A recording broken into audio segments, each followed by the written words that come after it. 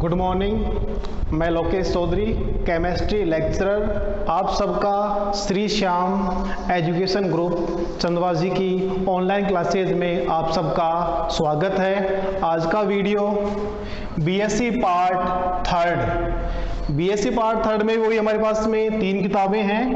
पहले हमारे पास में है ऑर्गेनिक, अकार्बनिक, दूसरी हमारे पास में है ऑर्गेनिक और तीसरी है फिजिकल और चौथा यहाँ पे हमारे पास में है प्रैक्टिकल। ठीक है, ये हमारे पास में 33 अंक का है, ये भी हमारे पास में 33 अंक का है, ये 34 का है और ये हमारे पास में 50, यानी टोटल हमारे पास में 150 की जो एग्जाम पैटर्न है।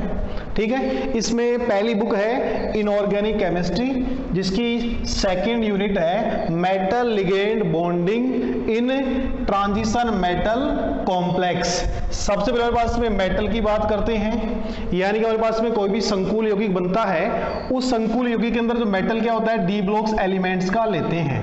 यानी मैक्सिमम हमारे पास में जो मेटल लेते हैं वो कहां से लेते हैं, डी ब्लॉक्स एलिमेंट्स का लेते हैं। इसका कारण ये है कि हमारे पास में डी ब्लॉक्स एलिमेंट्स है, इसका जो आकार है, आकार कैसा होता है, छोटा होता है और इसकी जो ऑक्सीजन अवस्था होती है वो भी क्या होती है, अधिकतम होती है। ठीक है, दूसरी बात हमारे पास में लिगेंड। ठीक है, लिगेंड की बात करें यानी दाता परमाणु, लिगेंड हमारे पास में यहाँ पे उदासीन भी हो सकता है और ऋणावेशित भी हो सकता है। यानी मेटल में और लिगेंड में किस प्रकार बॉन्डिंग होती है उसका हमें यहाँ पे वर्णन करना है। ठीक है, सबसे पहले इसको समझाने के लिए बैथे नामक वैज्ञानिक ने एक सिद्धांत दिया जिसे हम कहते हैं CFT। CFT, सी का मतलब क्रिस्टल क्षेत्र सिद्धांत, यानी कि क्रिस्टल फील्ड थ्योरी, क्रिस्टल क्षेत्र सिद्धांत। यह बैथे नामक वैज्ञानिक ने प्रतिपादित किया। क्यों किया? क्योंकि सबसे पहले पास में एक सिद्धांत था VBT, वैलेंस बॉन्ड थ्योरी, यानी संयोजकता बंध सिद्धांत। संयोजकता बंध सिद्धांत में जो भी कमियां थी, यानी कि यह सिद्धांत किसने दिया, पॉलिंग नामक वैज्ञानिक ने दिया। किसने दिया? पॉलिंग नामक वैज्ञानिक ने दिया। अब VBT सिद्धांत में जो भी कमियां थी उन्हें दूर करने के लिए, उन कमियों को दूर करने के लिए बैथे नामक वैज्ञानिक ने एक CFT सिद्धांत प्रतिपादित किया, जिसे हम कहते हैं क्रिस्टल क्षेत्र सिद्धांत या क्रिस्टल फील्ड थ्योरी।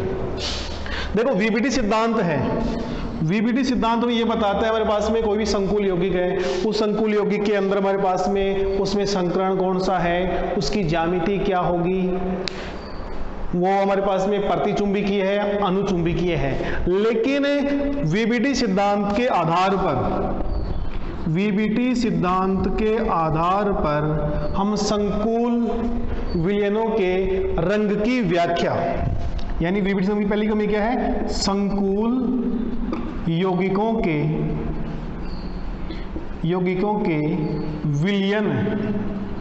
विलयन के रंग की व्याख्या नहीं की जा सकती। यानी VBT सिद्धांत की हम पहली कमी देखें, संकुल यौगिक का जो विलयन है वो रंगहीन है या रंगीय है, उसकी व्याख्या हम VBT सिद्धांत के आधार पे नहीं कर सकते हैं। ठीक है, दूसरा है VBT सिद्धांत के आधार पर, VBT सिद्धांत के आधार पर हमारे पास में जो आंतरिक कक्षक संकुल है, आंतरिक कक्षक संकुल या बाह्य कक्षक संकुल, बाह्य कक्षक संकुल, इसको हम कह सकते हैं निम्न चक्रण संकुल, निम्न चक्रण संकुल या उच्च चक्रण संकुल की व्याख्या VBT सिद्धांत के आधार पर नहीं कर सकते हैं। यानी कि VBT सिद्धांत में ये बताता है इस संकुल यौगिक में ये संकरण है, ये इसकी ज्यामिति होगी, ठीक है, वो प्रतिचुंबकीय है, अनुचुंबकीय है, उसकी व्याख्या वो कर सकता है। ठीक है। लेकिन वीबीडी सिद्धांत ये नहीं बता सकता कि आंतरिक कक्षक संकुल या बाह्य कक्षक संकुल क्या होता है। देखो हम शॉर्ट में देखें कि निम्न चक्रण संकुल क्या होता है। देखो हमारे पास में, माना हमारे पास में कोई संकुल यौगिक है, जैसे हमारे पास में है FeH2O6 + 2, एक हमारे पास में है FeCN6 -4। ये दो कंपाउंड है, इन दोनों कंपाउंड की समन्वय संख्या कितनी है? 6 है। समन्वय संख्या 6 होने पर इसकी आकृति कैसी होगी? अष्टफलकीय होगी। ठीक है, अष्टफलकीय इनकी आकृति होती है वीबीडी सिद्धांत के आधार पर। लेकिन इन दोनों में संकरण देखें, एक में संकरण है sp3d2, एक में है d2sp3। इसका क्या कारण है? यानी कि इसको हम कह सकते हैं उच्च चक्रण संकुल या बाह्य कक्षक संकुल, इसको हम कह सकते हैं निम्न चक्रण संकुल या आंतरिक कक्षक संकुल। देखो संकरण के अंदर यदि आंतरिक डी कक्षक काम में आते हैं, यानी D2sp3 संकरण है, अंदर वाले डी कक्षक काम आ रहे हैं, उसे हम कहते हैं निम्न चक्रण संकुल। यदि कैसा है? निम्न चक्रण संकुल है। और इस संकरण में बाह्यतम डी कक्षक काम में आते हैं, उसे हम कहते हैं उच्च चक्रण संकुल। और ये डिपेंड करता है प्रबल और दुर्बल लिगेंड क्षेत्र के ऊपर।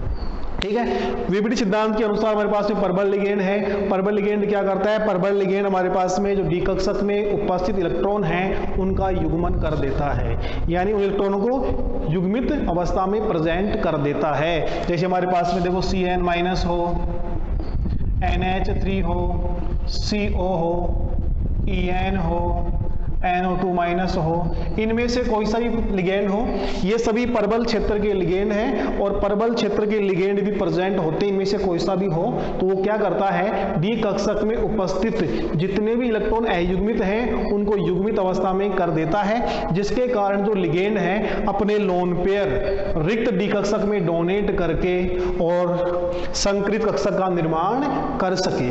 अगर हमारे पास में दुर्बल लिगेंड क्षेत्र हो, ब्रोमीन, आयोडीन और एक्वा, इनमें से कोई सा मेरे पास में दुर्बल क्षेत्र लिगेंड होता है, तो दुर्बल क्षेत्र लिगेंड क्या करता है? हमारे पास में जो डी कक्षक में अयुग्मित इलेक्ट्रॉन उपस्थित हैं उनका युग्मन नहीं करता।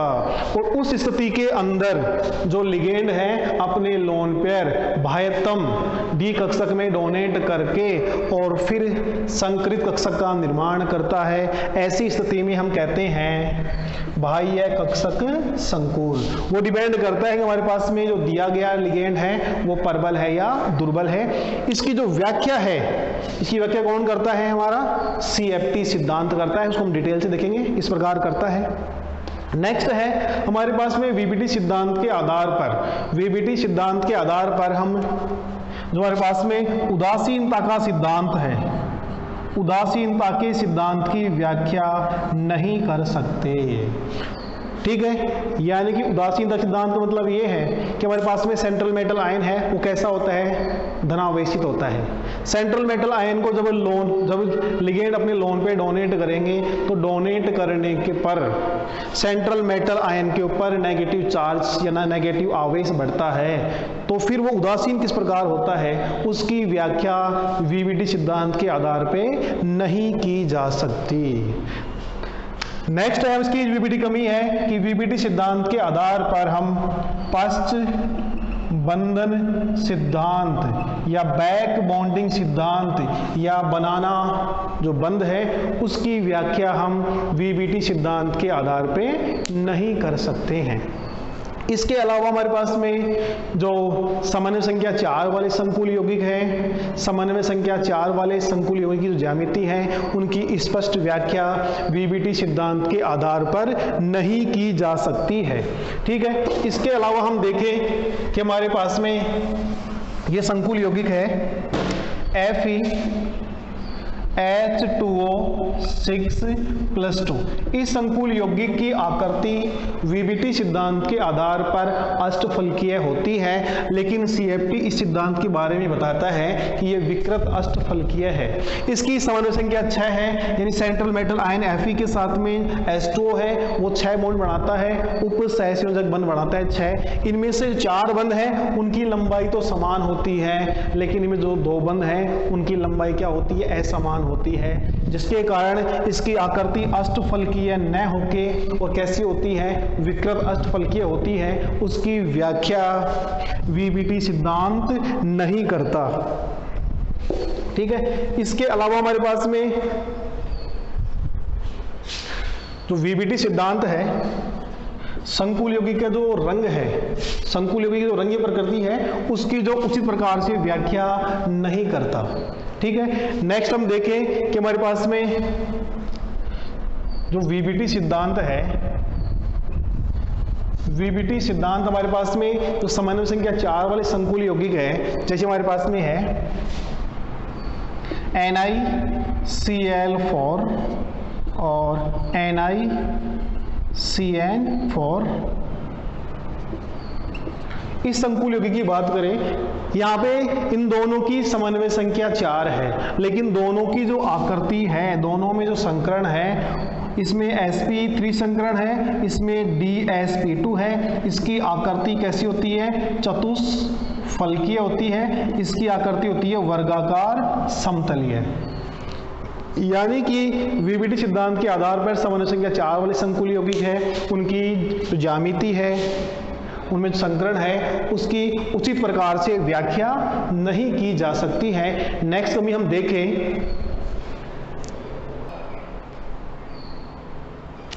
नेक्स्ट कमी है वीबीटी सिद्धांत के आधार पर, वीबीटी सिद्धांत के आधार पर हम रेट ऑफ रिएक्शन यानी अभिक्रिया की दर एवं अभिक्रिया की जो क्रिया विधि है, उसकी व्याख्या नहीं कर सकते हैं। यानी कि हमारे पास में जो वीबीटी सिद्धांत है, वीबीटी सिद्धांत के आधार पर संकुल यौगिकों में जो रेट ऑफ रिएक्शन है, यानी अभिक्रिया की दर और उनकी जो क्रिया विधि है, उसकी व्याख्या नहीं कर सकता। साथ में हमारे पास में जो संकुल यौगिक है, वीबीटी सिद्धांत के अनुसार संकुल यौगिकों में जो मेरे पास में संकुल यौगिक है, उन संकुल यौगिकों के अंदर जो चुंबकीय गुणधर्म है, चुंबकीय गुणधर्म की मात्रात्मक व्याख्या नहीं कर सकता। ये सभी हमारे पास में वीबीटी सिद्धांत की कमियां होगी।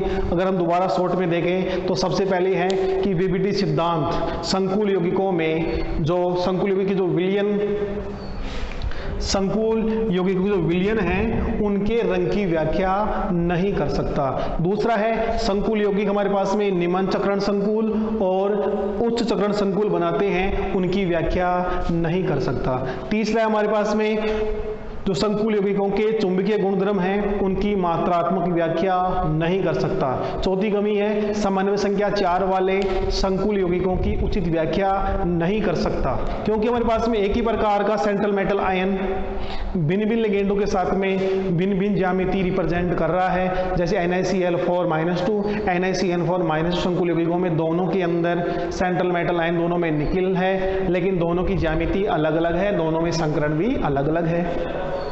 साथ में हमारे पास में यह है, हमारे पास में समन्वय संख्या 6 वाले संकुल यौगिक में भी हमारे पास में FeH2O6 जो आवेश +2 वाला आवेश वाला कंपाउंड है, उस कंपाउंड की व्याख्या भी उचित प्रकार से नहीं कर सकता। CFT सिद्धांत के आधार पर उसकी आकृति कैसी होती है, विकृत अष्टफलकीय होती है।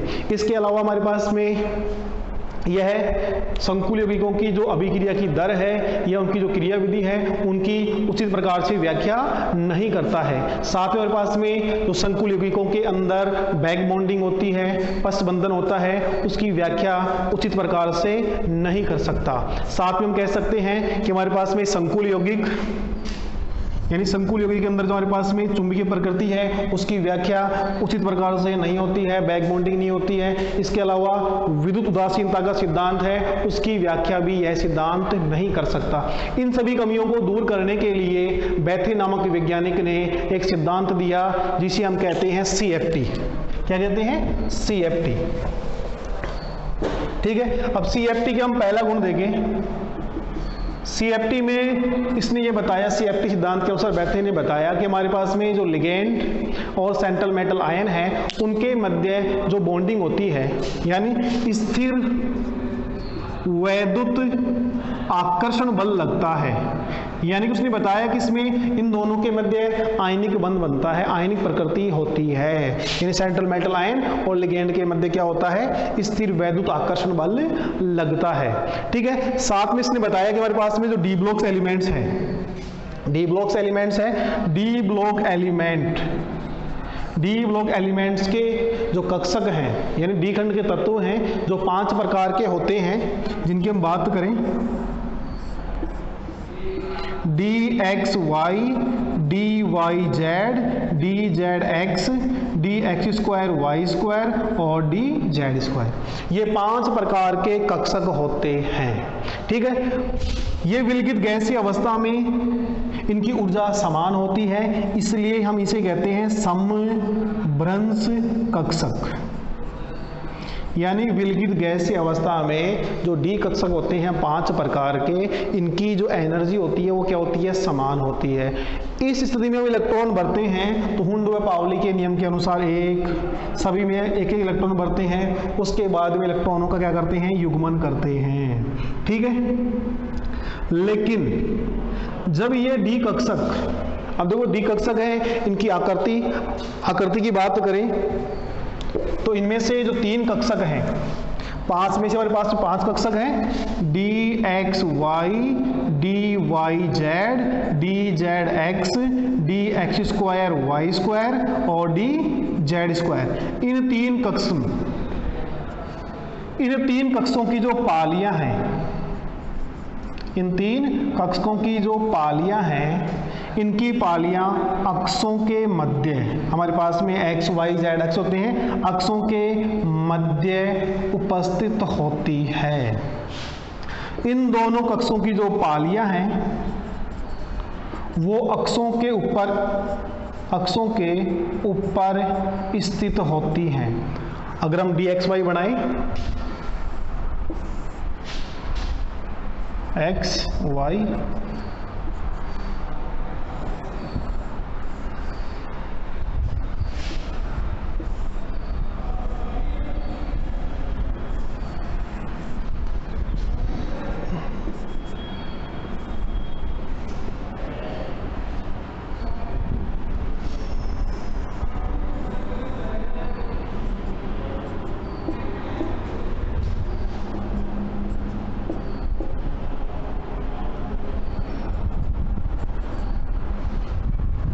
ये है DXY, DYZ और DZX की बात करें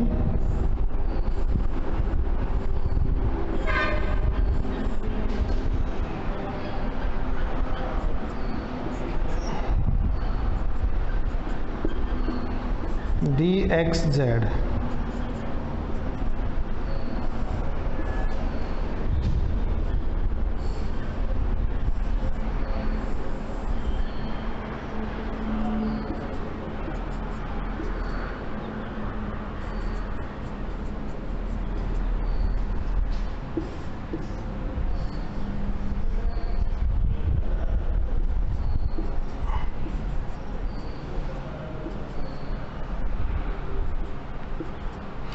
ये 5 प्रकार के हो गए हमारे पास में, DXY, DYZ, DZX, XZ, DX2, Y2 और DZ2। इनमें से 3 कक्षक हैं।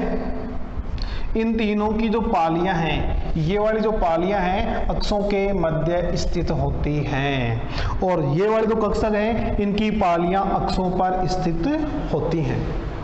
अब देखो हमारे पास में कोई भी लिगेंड, जब कोई भी लिगेंड किसी सेंट्रल मेटल आयन के संपर्क में आता है तो संपर्क में आने पर वह अक्षों के सहारे आता है। ठीक है, अक्षों के सहारे आने पर जिन कक्षकों के अंदर, अगर हम अष्टफलके की बात करें, जो कक्षक अक्षों के ऊपर स्थित हैं तो उनमें प्रतिकर्षण क्या होगा, ज्यादा होगा, और जो जिनकी पालियां अक्षों के मध्य स्थित हैं उनमें प्रतिकर्षण क्या होगा, कम होगा।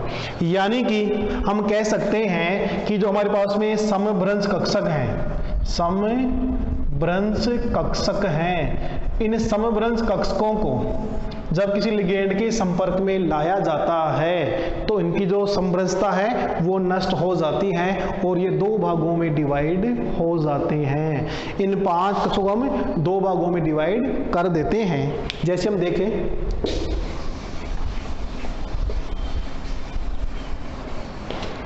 ये हमारे पास में 5 कक्षक हैं,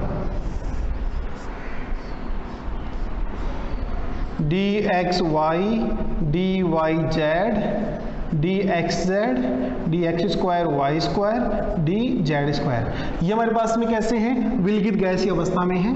इनको हम समभ्रंश कक्षक कह सकते हैं। फिर हमारे पास में ये कक्षक हैं लिगेंड की उपस्थिति में, लिगेंड की उपस्थिति में डी कक्षक। अब लिगेंड की उपस्थिति में ये डी कक्षक हैं, ये 2 भागों में डिवाइड हो जाते हैं, 2 भागों में डिवाइड हो जाते हैं। ये वाले होंगे उन्हें हम कहते हैं निम्न ऊर्जा स्तर, इन्हें कहते हैं उच्च ऊर्जा स्तर। ठीक है, और ये दोनों बीच में डिफरेंट है, उसे हम कहते हैं क्रिस्टल फील्ड स्टेबलाइजेशन एनर्जी, यानी आपके पास में क्रिस्टल क्षेत्र विपाटन ऊर्जा। ठीक है, यानी कि हम कह सकते हैं कि हमारे पास में जो डी कक्षक हैं, डी कक्षक 5 प्रकार के होते हैं, dxy, dyz, dzx, dx2 y square, dz2। ये जो 5 कक्षक हैं अगर किसी लिगेंड के संपर्क में आते हैं तो इनका जो विपाटन है वो अष्टफलकीय और चतुष्फलकीय संकुलों दोनों में ही क्या होता है, ये भिन्न भिन्न होता है। और भिन्न होने कारण क्या है, जो हमारे पास में अष्टफलकीय संकुल है, अष्टफलकीय संकुलों के अंदर जो सेंट्रल मेटल आयन है उसकी समन्वय संख्या कितनी होती है? 6 होती है। ठीक है, यानी सेंट्रल मेटल आयन के साथ में लिगेंड 6 उप सहसंयोजक बंध बनाते हैं।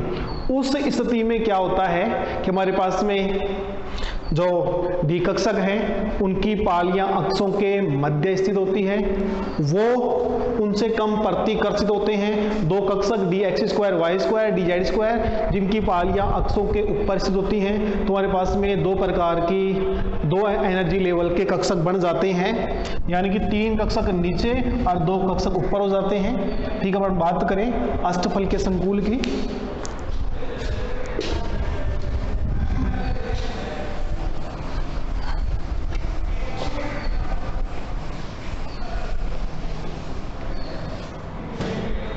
पहला है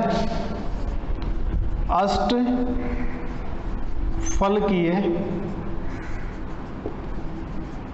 संकुल यौगिकों में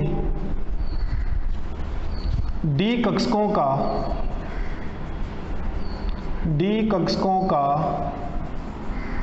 विपाटन। अष्टफलकीय संकुल यौगिकों में डी कक्षकों का विपाटन किस प्रकार होता है? देखो, सबसे पहले हमारे पास में ये 5 कक्षक हैं, इन 5 के नाम लिख देंगे हम, dxy, dyz, dzx, dx2 y square और dz2। इन्हें हम कह सकते हैं समभ्रंश डी कक्षक, समभ्रंश डी कक्षक इनको हम कह सकते हैं। ठीक है, फिर हमारे पास में लिगेंड की उपस्थिति में, लिगेंड की उपस्थिति में डी कक्षकों का विपाटन।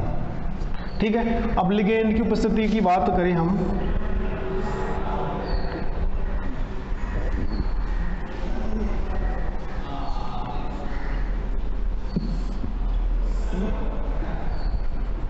हमारे पास में जो एनर्जी लेवल ये रहना चाहिए था, ये हमारे पास में एनर्जी है। ठीक है, अब डी कक्षकों का विपाटन है,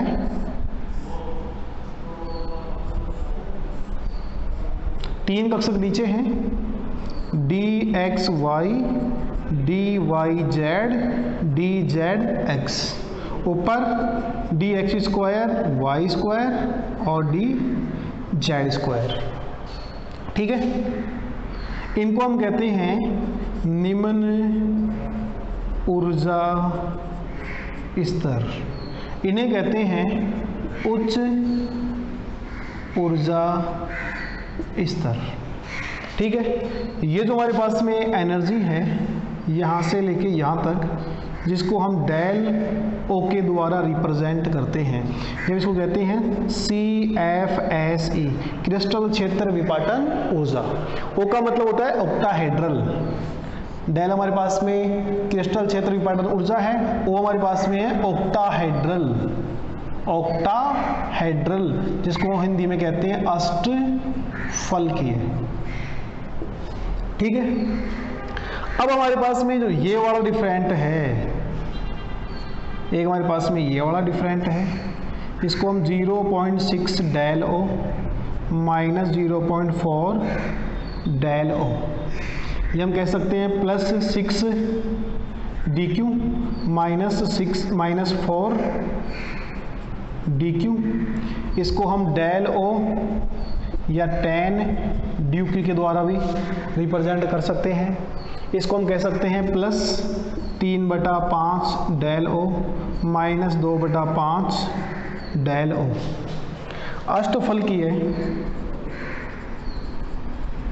अष्टफलकीय संकुल यौगिकों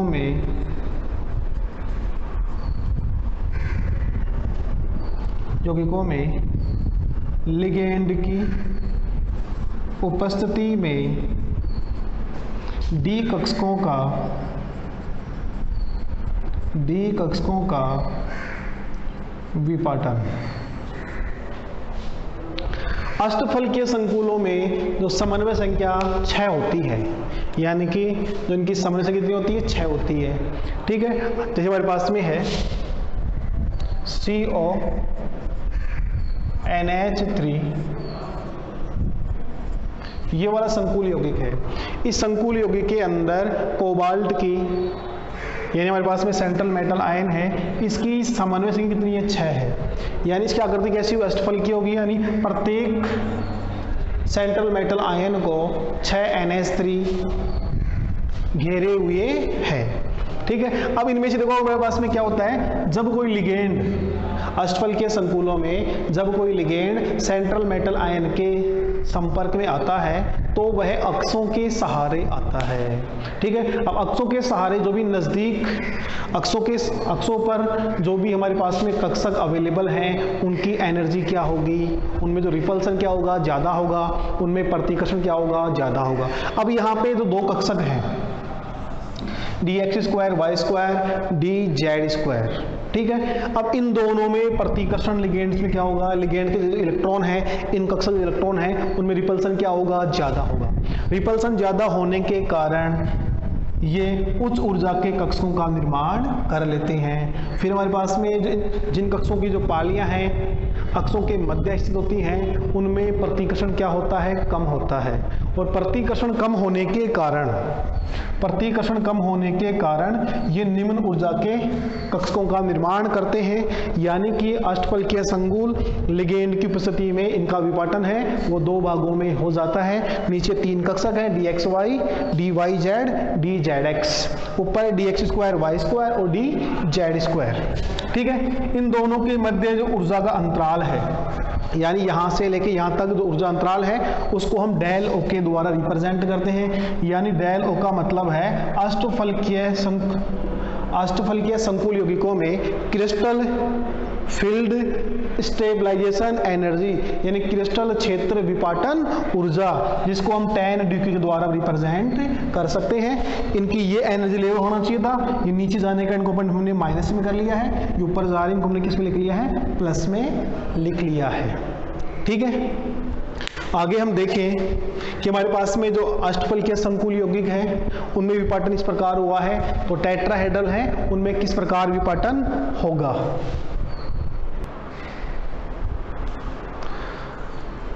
ठीक है, साथ में हमारे पास में जो अष्टफलकीय संकुल अष्टफलकीय संकुल यौगिकों में जो विपाटन है वो चतुष्फलकीय संकुल यौगिकों की तुलना में एकदम विपरीत होता है, यानी दोनों में जो विपाटन है वो दोनों में एक दूसरे क्या होता है, विपरीत होता है। साथ ही मेरे पास में जो निम्न ऊर्जा के कक्षक हैं उनको हम T2G के द्वारा रिप्रेजेंट करते हैं, इनको हम कहते हैं EG के द्वारा। यानी कि जब हमारे पास में लिगेंड के प्रेजेंस में डी कक्षकों का विपाटन होता है तो वहाँ पे दो लेवल के कक्षक बनते हैं जिनकी एनर्जी कम होती है, उन्हें हम कहते हैं T2G। ठीक है, T2G, इसमें 3 वर्ड हैं, इन 3 अक्षर हैं, तो यहाँ पे 3 कक्षक हो गए, DXY, DYZ और DZX।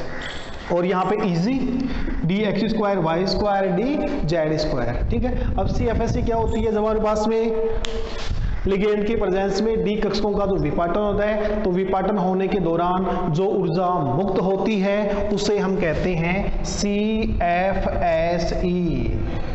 यानी CFSE या डेल ओ किसे कहते हैं, जब किसी लिगेंड की उपस्थिति में डी कक्षकों का विपाटन होता है, इस दौरान जो ऊर्जा मुक्त होती है उसे हम कहते हैं क्रिस्टल क्षेत्र विपाटन ऊर्जा, यह हमारे पास को हम डेल ओ के द्वारा रिप्रेजेंट कर देते हैं। ठीक है, अब हम बात करें कि हमारे पास में अष्टफलकीय संकुल यौगिक है, इन संकुल यौगिकों के अंदर जो CFSE का मान ज्ञात करने का फॉर्मूला हम देखें तो क्या होगा। देखो, CFSE ज्ञात करने के लिए अष्टफलकीय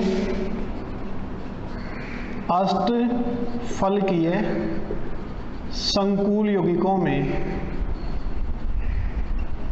CFSE की जो गणना करने का फॉर्मूला है, ठीक है, बराबर वो होगा हमारे पास में, देखो ये हमारे पास में T2G है, ये वाले हमारे पास में क्या है, EG है, यहाँ हमारे पास कुछ लेंगे -0.4 N T2G।